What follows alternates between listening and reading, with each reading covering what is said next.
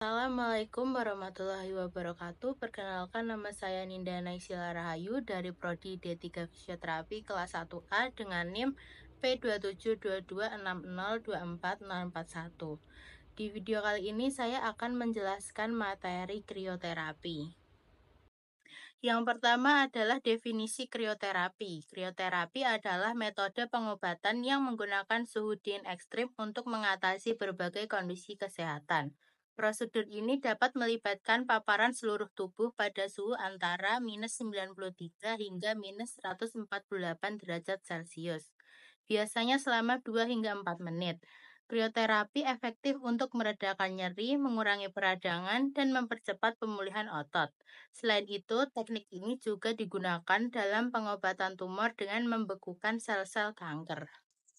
Selanjutnya ada indikasi. Krioterapi diindikasikan untuk berbagai kondisi medis.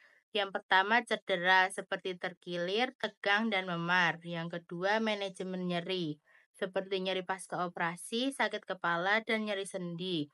Yang ketiga lesi kulit, pengobatan lesi jinak seperti kutil dan keratosis aktinik, serta lesi ganas superficial seperti karsinoma sel basal. Keempat, kondisi peradangan seperti artritis akut, tendinitis, bursitis, dan gangguan sendi temporomandibular. Yang selanjutnya adalah kontraindikasi. 1. Neoplasma. Penggunaan krioterapi pada lesi maklina tidak disarankan karena dapat memperburuk kondisi. 2. Kondisi yang diperburuk oleh paparan dingin. Kondisi ini seperti Raynaud, urtikaria, dan sirkulasi yang buruk tidak disarankan untuk krioterapi. 3. Kanker. Krioterapi tidak disarankan untuk lesi kanker karena dapat menyebabkan kerusakan lebih lanjut. 4. Kulit gelap. Risiko hipopigmentasi tinggi pada kulit gelap membuatnya menjadi kontraindikasi.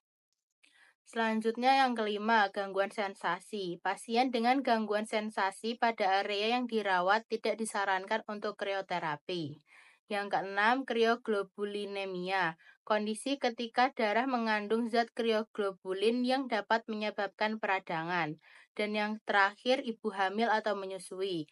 Krioterapi harus dikonsultasikan terlebih dahulu dengan dokter karena potensi risiko pada janin.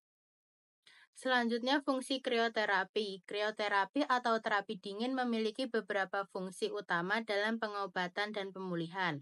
1. Mengurangi nyeri kronis. Krioterapi dapat membantu mengurangi nyeri kronis dengan mengurangi peradangan dan meningkatkan produksi protein antiinflamasi di dalam darah. 2. Pemulihan otot. Terapi dingin membantu mempercepat pemulihan otot setelah latihan intensitas tinggi dengan meningkatkan aliran darah dan mengurangi pembengkakan.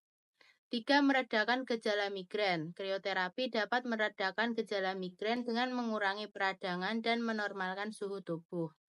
4. Mengatasi masalah kulit. Terapi dingin digunakan untuk mengobati beberapa masalah, seperti kutil, keloid, dan solar keratosis dengan membekukan jaringan abnormal menggunakan nitrogen cair.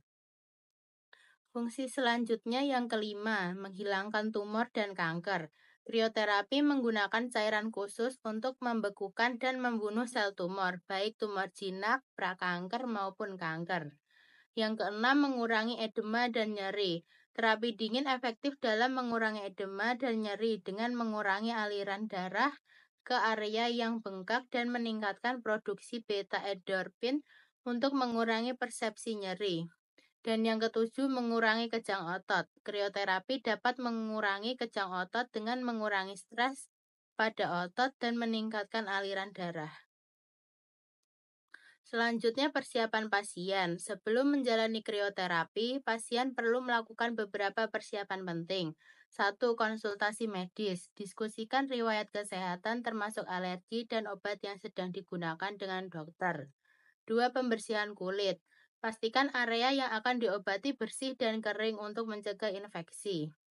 3. Pakaian pelindung. Kenakan pakaian yang sesuai seperti sarung tangan dan kaos kaki untuk melindungi bagian tubuh lainnya dari suhu ekstrim. Dan yang keempat, puasa. Jika krioterapi dilakukan pada organ dalam, puasa selama 12 jam mungkin diperlukan. Dan yang terakhir, persiapan alat. Untuk persiapan alat krioterapi, ikuti langkah-langkah berikut. 1. Posisikan pasien. Pastikan pasien dalam posisi yang nyaman. 2. Koneksi alat. Hubungkan kabel alat ke stop kontak dan nyalakan. 3. Pengaturan suhu. Panasi atau dinginkan alat hingga mencapai suhu yang diperlukan. 4. Kondisi kulit. Pastikan area yang akan diterapi bebas dari pakaian dan kelembapan. 5. Pengaturan waktu dan intensitas. Sesuaikan waktu dan intensitas terapi sesuai kebutuhan pasien. Dan yang terakhir, pemeriksaan akhir. Setelah sesi, matikan alat dan rapikan. Sekian video penjelasan materi krioterapi dari saya. Wassalamualaikum warahmatullahi wabarakatuh.